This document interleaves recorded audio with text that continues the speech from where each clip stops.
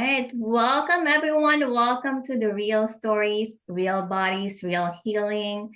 And this is the podcast where we have honest conversations about what healing actually looks like behind the curated post, quick fixes, and survival mode living. I'm Coach Madelaine, your holistic wellness coach, breathwork instructor, and advocate for whole person healing.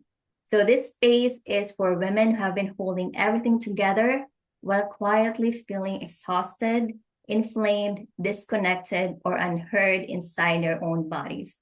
And today's episode is one that I've been genuinely excited about because we're going to dive into the future of healing with someone who's helping people look beyond symptom management and finally ask the deeper questions.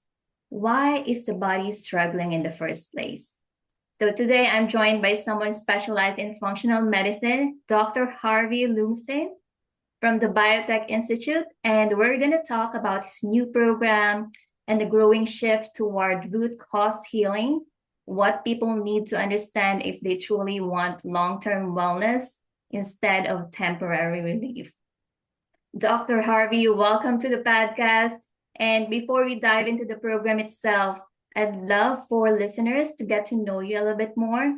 So, can you share your journey into functional medicine and what made you passionate about this approach to healing? I first started in 1976. That's why I've been doing this 50 years. And I was working with kids that had something called uh, mild minimal brain dysfunction. Of course, it's not minimal if it's your brain, but Exactly. but Yeah. that's the way they did. And what I did with those kids back then, because it was so easy, we basically put them, they were all on Ritalin, and we got them off of their meds. We put them on a high potency multi-mineral and did some what we called psychoeducational remediation with them. Basically, we were helping them with school and helping them to adjust. And by giving them the minerals and a few vitamins, we got their bodies functioning. Well, that worked really well until 1985. And in 1985, I started working with magnetics and electricity back then. And we started seeing, because my practice was head injuries, we started seeing people whose brain didn't work, but there was no reason for it not to work. There was no trauma, there was no disease. Their brain just didn't work. We now call that brain fog. And that was occurring from people who were exposed to and functioning or dysfunctioning from neurochemical poisoning. Where did those chemicals come from? Well, at that time, we were doing a lot of new construction. So if I got somebody who was working in a high rise, particularly that's where it came from, new commercial construction, because the buildings back at that time were really made um, to be as close to weatherproof as you could get. And what would happen in this new construction is the only air that would enter into the building would be when the doors were open. And that is not, that after a while pollutes the air. Mhm. So with those people, I had to develop a different protocol. And I was fortunate that I ended up out in California. I was putting a brain functioning center in for a doctor out there who was doing uh, um, he was doing environmental medicine. And that was woo woo back then. But Yeah. I learned a lot from him. And one of the things I learned, I mean, he was into dark field microscopy and he was doing all the things that now they're doing. Um, But what I learned most was that the first thing you had to do was open up the sewer. So I started in 1990, 91. I wrote an article called The Body is a Battery because I was looking at the success that we were having with chronic pain, chronic fatigue, and head injured people. Mm. And I said, well, what is going on here? And what's going on, at least in my view, is we were putting energy into the body. We were getting people better. Interestingly, at that time in the article, I wrote about two ways you don't get energy. One is you don't put it in, and the second one is the alternator doesn't work. Mm. And back in 1991, I identified sleep as the alternator. It took a while for the rest of the people, the rest of the science to catch up with me. Yeah. But I got that because the people that I was treating, particularly the chronic pain people, one of the commonalities is these people worked shift work. And when you work shift work, your sleep patterns are disturbed. Yep. Mm-hmm. I started working with breast implant ladies. I can't remember exactly when, but that's when I wrote the article about there's a connection between the gut and the brain. And I found that because the breast implant ladies were coming and we had other neurotoxic people who were coming, but we didn't test them. So we had two groups, one from New York, one from LA. And what I said to my vocational evaluator is, listen, put something together that's going to measure speed of processing, fine motor coordination, can they do a maze, stuff like that. It won't take long. It was done as a group. So it was basically 30 minutes. I didn't expect it to have any effect. I should point out that the people who flew in, the admonishment was if you are not having a bowel movement 30 minutes after you eat, don't get on the airplane. Mm. And it was 2 weeks at home and 3 weeks in the clinic. And in the clinic, that's where we did the magnetics and we did some acupuncture. And what would happen is these women would long about the 16th, 17th treatment, they would pass a stool that was in the shape, it looked like a Hershey bar Yeah. Mm. because it was the silicone that was coming out. Oh. And I think that the magnetics were really instrumental in that. So I that's how I got into this. I also in 1978, I was playing racquetball 2 to 3 times a week for a couple of hours at a time. And by 1979, I couldn't play more than 15 minutes. So I went the allopathic because that's all that was out there then. Except kind of like the people I worked with. And of course, I got I got the thing that it's an infection and we're gonna give you antibiotics, and that didn't work. I ended up going to a neuropsychiatrist, and he did a neurological evaluation on me, and I went. He said, well, you can't do this. I said, yes, I can. I couldn't. So I ended up going to the medical school here in Dallas, and I ended up seeing the people who were taking care of muscle diseases. Mm. And I had a uh, biopsy done, and they sent it off, and it came back, and it came back that it's uh, you got irritated muscles, polymyositis. But the guy said to me, he said, "Look, quit going to doctors. No one knows what's wrong with you, and there's nothing you can take. There's no cure, there's no medicine, and you're going to end up in a wheelchair in 5 years. Man, who would want that kind of life, right? Well, my belief is that I'm working with all these people with these head injuries. I need to do something for myself. So Mm-hmm. I started on the minerals and the vitamins, and I did a few other things to get my gut clean. Um, and ultimately, I slowed the progression way down. I didn't know then where the inflammation comes from, but I slowed it way down. In fact, the doctor that told me that came to work for me in 1995, and I reminded him, he said, "Well, you should have shot me." I go, "Well, why would I do that? You didn't know. You gave it your best shot at that time." So I went along. I was doing okay, and actually doing well until 2010. And in 2010, I had surgery. Now, you have to remember, I'm 80 years old now.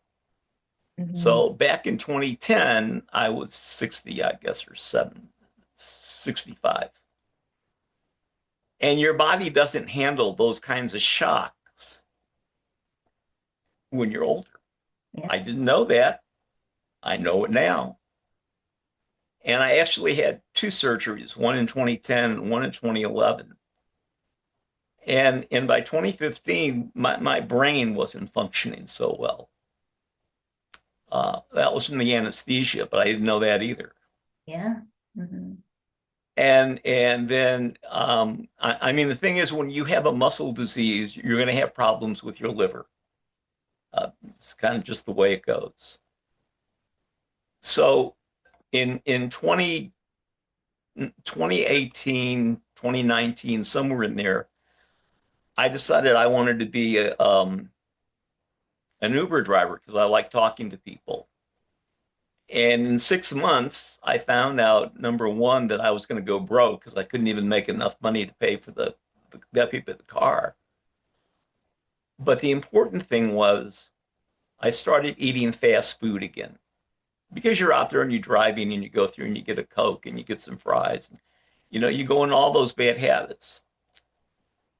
In 2021, right after COVID, 2022, when COVID hit, we had a little group that met out in front of our house. It was five couples. There were 10 people. And I couldn't put a sentence out. People would ask me a question and I got, yeah, yeah, and I couldn't make the words come out. Right. Mm-hmm. And I went, wow, that's when I started on I started fixing myself. And then in 2023, I started on the program that we use now. And remember, I'm a diabetic. My last A1C was 5.8. I started on the supplements. And in 2024, in March, last week in March, I had surgery on my right big toe. I was supposed to be in a cast for 3 weeks and in a boot for 3 weeks. At the end of 1 week, I went back to the doctor. He took an X-ray of my foot and said, "You don't need the cast anymore. Your foot's healed." Oh. Well, that made a believer out of me, out of what this stuff does. Mm. And again, we were using the AO scan, it's based on Chinese medicine, and actually it's really amazing for the information that you get. It's like 300 pages, and it tells you all about a person's functioning, physical, emotional, mental, all of that. Because all of those things have to be considered when you're treating somebody. That's true. As an example, I met with a guy last year, and he was having real problems. The issue was that with his speech. And there are nerves that directly attach to the vocal cords. And he just all of a sudden he couldn't talk. That was really unusual. So that's one of the things that showed up on the AO scan. Was this one of your patient Yes, that you work with? Oh, yes, one of my patients. all right. But the other thing was that he had had a problem drinking years ago, and his mother had just died. Mm, So the shrink inside of me is saying, your mom died, and 9 months later, you lost your voice. I wonder if that's related right. because it sucks energy down. And Makes what people don't realize is your body uses energy. If you were laying in a coma, it is using energy. Maybe in a coma, it's only using 90% of the energy that you create. But when you're out in the world, you use this about 95%. That's the physical part. That's what runs your body. So you actually have 5% or so to takes care of the psychological, the stress, um, uh, all the things that are impinged upon your body when you're not laying in a coma. mm, And all of that sucks energy out. And yeah. what happens is if you aren't replacing that energy, that's when you end up getting sick. Now, Yes. Mhm. that starts, believe it or not, or you begin to notice it in your 30s. And what we're finding out now is that whether you're a diabetic or not, you have glucose spikes. Mm, Now, I'm a diabetic. If I were to go out and eat a big Dairy Queen hot fudge sundae, and I weren't where I am now, my blood sugar would spike, and it would go up to 250 or 300. It doesn't do that now, but I think if I did that 3 nights in a row, it would. yeah. That's just my belief. You Mm, learn how to manage. For a normal person who's not a diabetic, the you get the spike and you get those continually. And the thing is, when you eat sugar, two things happen in your body. One, you produce insulin. Two, you produce cortisol. That tells the body that you're being invaded. We got to send the troops in, calm this down.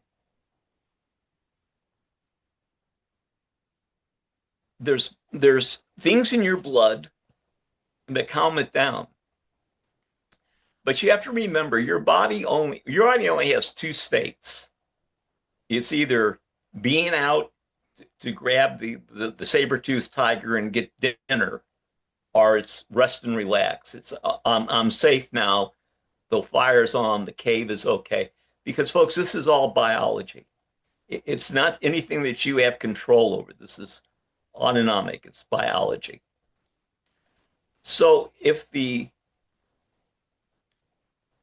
if your body if you keep poking, and believe me when I tell you the environment that we live in, you are always poking. If you don't keep your detox pathways open, you're going to get sick. And now, having learned this, I understand why somebody in their 50s can walk into a doctor's office and the doctor says, "Oh, by the way, you've got stage 3 kidney disease, or you got stage 4 pancreatic cancer." And you go, "Well, I wasn't even sick." Well, are you got small cell lung cancer? Well, I just started coughing 2 weeks ago. Well, yeah, so it goes because these disease processes go on, they're becoming automatic. And what happens is your body has two ways to fight invaders. One is they can send water. So if you bruise your hand or you get a hit on the head, you, it might swell up a little. That's water. The other way is fire. And if water doesn't do it and fire doesn't do it, your body does something disastrous. It sends more fire. And the more fire it sends, it keeps as a vicious cycle. And that's how you end up with either diabetes or high blood pressure or skin disorders or GI problems. And if you don't get that fixed at that point and stop the vicious cycle, you're going to end up with an autoimmune disorder. Right. And that's why we're seeing so many autoimmune disorders. Now, Yeah. I now you There's notice definitely a lot of them now. I've seen that. and you notice I said skin disorders. Well, when your cells don't empty, when you don't clean out the dirt that's in your that is just part of living, it's part of your cells, it's part of metabolism. When you don't clean that out, it gets recycled. And so it gets sent back to the liver, and the liver says, I don't want that. I'm sorry, I don't want that. And then the liver says, they got to put it someplace. Well, your body has infinite little places, nooks and crannies that it can store waste. Mm-hmm. But when they're out of that, they put it into the skin. So you've got the joints and the skin. So now you have psoriatic arthritis, and you have eczema. And so now we're seeing little babies that are 2 or 3 days old, and they got eczema. Well, that's because they inherited the mother's, if it was a vaginal delivery, they inherited the mother's problems. And so they're born with like 280 PFAS chemicals in their bodies, 220 to 280, depending on, give or take. So that's why we're going to you cannot control what goes on outside where you work, outside of your house, and you actually, in reality, have only minimal control over what goes on inside your house. Now, if you put in air cleaners and you put in water systems that use reverse osmosis, uh, you can do those things, but as soon as you step outside, you're back in the pickle. So the only thing that you actually have control over is what goes in your mouth and what comes out the other end. And that microbiome starts at your nose. If you don't believe me, go smell fried chicken Mm-hmm. or something else that you really love. And just the smell of it will start your mouth watering. That's true. That's true.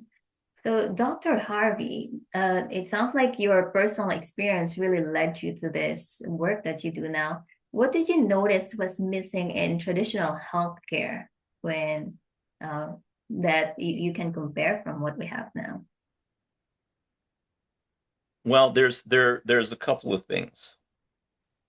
Uh, in the 1983 or 84, I had a doctor send me a patient, and he said she thinks she has um, MS.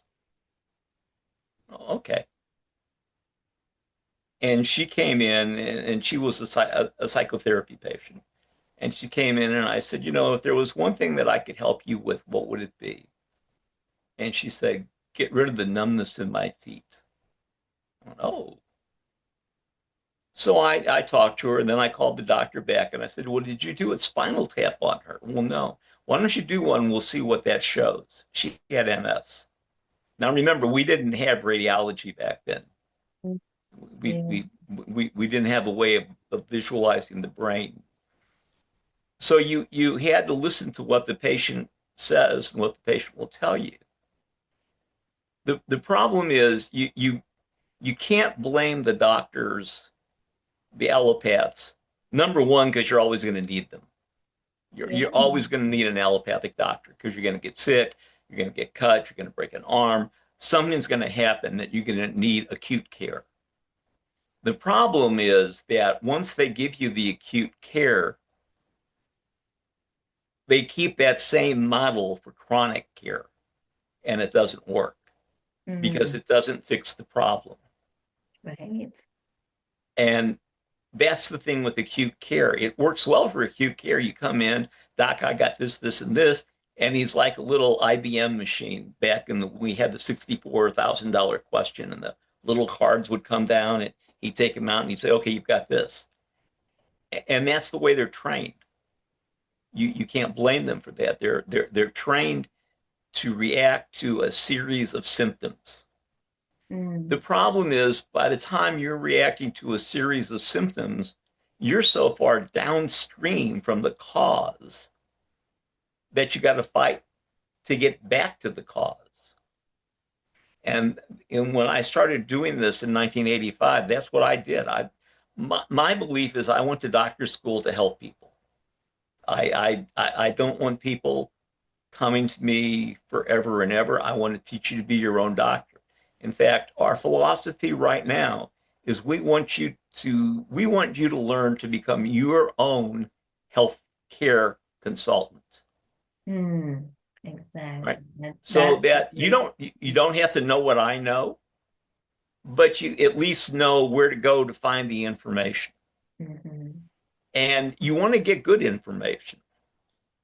Now, it depends. I think WebMD and those sites of kinds of sites have helped. The problem is there's no nuance, and diagnosis is really nuance because a person can come in and have all of these symptoms. Okay, what does that mean? Well, it doesn't mean that it equals this disease. They just have these symptoms and what are causing them. And you look at the cause. And that's something that doctors don't do. They're not trained to do it. And if they did all the stuff that myself and other people out here in the functional medicine world did, they would get in trouble with the state board with their medical license. Mm, And I want to tell you, these guys spent 16, 20 years of their life and hundreds of thousands of dollars to get to where they are. They're yeah. not about to give that up or put that license in jeopardy. That's how the pharmaceuticals control the state boards, pharmaceutical companies. They control the medical schools. They control what people learn because they are the ones that are paying for the research. Mm, And when you pay for research, you get an MAI made as instructed. Now that's not all true. But what we're beginning to see now is there's a lot of papers that are being retracted because the research couldn't be replicated. And I want you to know that's important. And in fact, in the functional medicine field now, we're starting to do that with the treatments and the regimens that we have available to us. And you can go into something called PubMed. I think it's PUB, maybe .med. yeah, It, PubMed. Yeah. it's and you can see all of the literature that's done. You can go look up vitamin C. Well, when Linus Pauling came around, now I'm really dating myself. When Linus Pauling came around and said that vitamin C helped prevent colds, And what happened is the medical schools gave people large dosages of vitamin C and it didn't work. And why didn't it work? Because you had to have, at that time, what was called a B150 B vitamin complex. You had to have enough of the B vitamins to trigger the vitamin C. Same way as when you take calcium. Well, if you take calcium with vitamin K, um, your arteries are going to get clogged because vitamin K shunts it off to where the calcium is needed in your bones. And if you need calcium and you don't take calcium, your body is going to steal it from your bones, which is how people end up with osteoporosis and osteopenia. Mm, And then one day they fall and they break a hip and go, how did that happen? Because right. these are things you don't see. Exactly. Yeah. And Dr. Harvey, why do you believe so many people are still struggling right now, even while taking medications or trying different wellness trends and have been seeing multiple doctors? The short answer to that is they're not dealing with the problem. Mm, And what I tell people when I do programs like this, everything out there helps somebody, or it wouldn't be out there. And not everything out there helps everybody. right. It Yeah. helps somebody, doesn't help everybody. And so you've got to, look, there are 57 trillion cells in your body, give or take. I don't know how they count that, but we'll go with 57 trillion. My 57 trillion are different than your 57 trillion. The 13 trillion cells in my brain are different than the 13 trillion cells in your brain. They fire different, they react to different stimulus, different and have different outcomes, just like the cells in my body. There are some things that I can eat that would make you sick. Some things you could eat that might kill me. That's the body. And you're never going to get to a place where you're going to find one pill or one treatment that's going to fix this. That's one of the problems with Western medicine.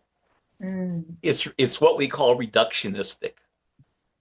They are looking for the golden pill or the the golden supplement, and there isn't any. mm, mm, There is not a golden supplement, a golden pill. And if you want it, you have to make some changes in your lifestyle, in your diet, in your exercise. And what happens is after you hit 50, your body changes. It changes the way that it digests food. right. Yeah. Mm, And that's just the start. Because if you heard, remember what I said about going into the hospital. yeah. Mhm. Man, I was okay. Then I wasn't. And it just takes longer when you're older. And the more stress you have on your body, in other words, if you're a diabetic, that is a lot of stress because those uh, glucose spikes are going to be higher and longer than if you're not a diabetic. But you're still going to have those spikes just by what you eat or stress. Mhm. And I used to say back in the 70s and the 80s that stress can kill you. I'd like to say that right now. Stress can kill you. Mhm. Yeah. And that's how you end up with coronary. You would always hear that somebody, well, he went to the doctor today and the doctor gave him a fine bill of health and he walked outside and dropped dead. How could that happen? Well, I know now how that could happen. Didn't know it then, but I know it now. Yeah, And that so makes sense. Yeah. and so the best thing you can do is get on a path that is going to make you aware of, or was going to give you the knowledge and make you aware of what you need to do to become healthy. Yeah. And I think so many listeners are going to relate to that because people are exhausted from feeling like they're chasing symptoms instead of understanding their bodies. And as Right. you mentioned, you are teaching people how to find their own solutions. And for someone hearing the term functional medicine for the first time, how would you explain it in simple terms? Like, what are the common root causes that you see behind fatigue, inflammation, brain fog, as you mentioned, hormone imbalance, or chronic stress? Yeah, and you see people that come in and they can't make it through a whole day, or they spend a weekend in bed, and when they get up on Monday morning, by Tuesday they're just as dead as they were, on Friday when they came home. And your body is this chemical factory, and you've got to put the right chemicals in so your body works. Mhm. Yeah. And if you don't, you end up getting you, yeah, you have to make. I all of you will read about cytokines and ATP and how the cells make ATP. It's very complicated. I have a if you've got time, I've got a rather simple way to explain it. Sure, yeah, it's really more on finding the right energy and right chemicals to put in the body and Right, being mindful right. of what you put You, in you- and your then your mitochondria. But okay. you have to have. Now this is really simple. You have to have magnesium, calcium, potassium, and sodium for your body to work. If you don't have that in your body, it's not going to work at all. You also have to have oxygen. Why? Because oxygen is what heals you. That the oxidative stress, you've heard of that. Okay. So now you have to have, in order to get the oxygen, you have to have your lungs working. People who are toxic breathe from the top of their chest, not from their diaphragm. If you can't sleep at night, just laying in bed, taking 4 or 5 slow, deep breaths can relax you because that tells your vagus nerve that things are okay. Hint. Now, you've got the chemicals in your body and you've got the oxygen in your body. How are you going to get the oxygen to your cells? Well, you need red blood cells for that. Where are red blood cells made? They're made in your long bones. So if you've got a problem with calcium and your bones aren't so good, your red blood cells aren't going to be that good. And then you need something to bind to attach the oxygen to the red blood cell, and that's iron. And believe me, we could talk a long time about iron. It's Okay, very yeah. important. Yeah, it definitely sounds like a very important part of like the healing process. It And is. yeah, we'd love to know more about that, perhaps like in another Okay, interview. But sure. can you tell us a little bit more about the new program that you're launching? Because I know this is something that's designed to help people heal more comprehensively. And what's your vision behind this program? We have a program that we're launching. It's called I'm looking at it. Healthy Aging Reset. Mm-hmm. Healthy Aging Reset. It's an 8 week online course that people are going to go in and they're going to learn about energy, learn about the blood, learn about the food, the nutrients that go in, learn the things that make you sick and the things that make you better, Mm-hmm.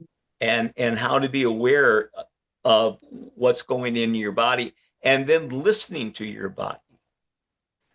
we can take a diabetic and we can get their A1C down to 6.4 or less and off of their meds in 3 months. Wow. Yeah. Now, that's really good. But if they don't follow through and stay with the program, not forever, but stay with the program, Yeah. at least a year. And what we do is this: we start people off on supplements. Why? Because supplements work if they're the right ones quickly. They Right. build your bloodstream up. They build the stuff up in your blood. Whereas food takes a little bit longer. But we try to do is try to wean you off of the supplements and onto food, teaching you that it's how you eat it, it's when you eat it, it's in the order that you eat it in, at what time. That's going to make your body function. This is all stuff we've learned. Why? Because we have the technology. We didn't have the technology back in the 80s and the 90s and the 2000s, Mm-hmm. but we've got the technology now. So you really can't blame people for looking at the old stuff. But the new stuff is out there and it's going to get you healthier faster.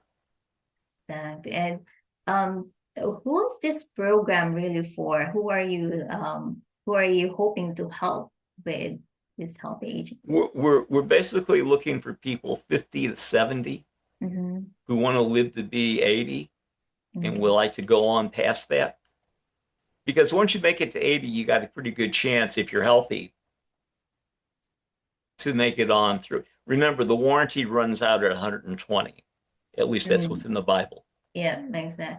And for those that are wondering, what makes this program different from what they may have tried before? Um, I think the people that are teaching it and the contact that you're going to have, uh, because they'll be weekly. I say that at least twice monthly. There'll be phone calls. They'll be weekly. There'll be weekly phone calls, and where people can get on as a group and ask the questions that you want to ask. And if you ask a question and we don't know the answer, we're going to tell you, well, we don't know it, but we'll find it out. And you'll be able to trust what you get from us. That sounds like a really good support, and it sounds like there's like a weekly calls like with the group. Yes. And how long does that usually take? And do you have a specific day that you have No, scheduled no, for the group? no. We're starting the program in June. Um, so I don't have that. I don't have the time for that. The sessions will be on the website and they'll be there for you to look at. And then what we'll do is we will have a call and I have to talk to the other people that are teaching to see if we can find a time that we can make it the same time for the group because I think that's pretty important. Right. And what are the results or transformations are you hoping participants experience with this program? Well, the biggest thing is if you're a diabetic, we don't want you to be a diabetic any longer. Mm-hmm. Um, if you've got chronic pain or chronic fatigue, that's going to go away. Okay. It sounds like Um, wonderful. well, we'll figure out there are a lot of diets out there. In general, the best diet for most people who have these problems is the South Beach diet. Yeah, I've heard of that. Low carb. Some call it the Mediterranean, but really low carb. Um,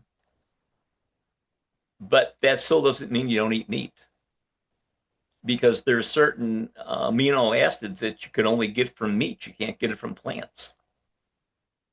So, my belief also is that if you've got a specific problem and there's a pharmaceutical out there that helps you better than a supplement, then you should take the pharmaceutical. Okay, totally makes sense. Well, Right. thank you for sharing that, Dr. Harvey. And I want to shift gears for a moment so listeners can also get to know the human side of you too.